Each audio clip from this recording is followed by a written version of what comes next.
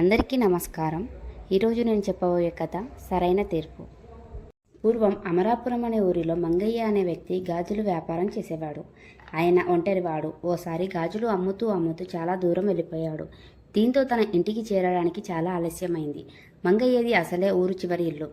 జనసంచారం తక్కువగా ఉండేది. చీకటి పడ్డా ఇంట్లో దీపం వెలుగుతూ కనిపించకపోవడంతో ఓ దొంగ మంగయ్య ఇంట్లో దూరి నగలు డబ్బులు దొంగిలించుకుపోయాడు. కాసేపటి తర్వాత మరో దొంగ మంగయ్య ఇంట్లోకి వెళ్ళాడు. విలువైన వస్తువులు ఏమీ కనిపించలేదు. ఇంతలోనే మంగయ్య వచ్చాడు. తలుపులు తీసి ఉండడంతో చప్పుడు చేయకుండా నెమ్మదిగా కిటికీలోంచి తొంగి చూశాడు. దొంగను గమనించి తలుపులు వేసి బయట నుంచి గడియ పెట్టాడు. కాస్త దూరంలో ఉన్న మిగతా ఇళ్ల వాళ్లను తీసుకొచ్చి దొంగను పట్టుకున్నాడు. దేహశుద్ధి చేసి రాజభటులకు అప్పగించారు. తన ఇంట్లో నగలు డబ్బులు కనిపించకపోవడం లేదని వారికి చెప్పాడు. సైనికులు ఎంత అడిగినా దొంగ తనకేమీ తెలియదన్నాడు. దీంతో అతన్ని న్యాయాధికారి ముందు ప్రవేశపెట్టారు.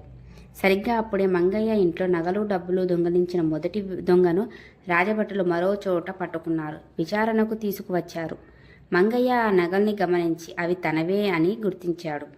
అతడు చెప్పిన వివరాలన్నీ దొరికిన సొత్తుతో సరిపోలడంతో న్యాయాధికారి వాటిని మంగయ్యకు ఇప్పించాడు. దీంతో రెండో దొంగ, అయ్యా, దొంగ ఎవరో తెలిసింది కదా, నాకే పాపం తెలియదు అని రుజువైంది కదా, ఇప్పటికైనా నన్ను విడిచిపెట్టండి అని న్యాయాధికారిని వేడుకున్నాడు.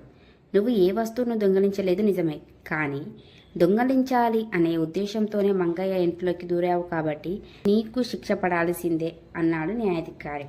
ఇద్దరిని చెరసాలకు తరలించమని రాజభటులను ఆజ్ఞాపించాడు.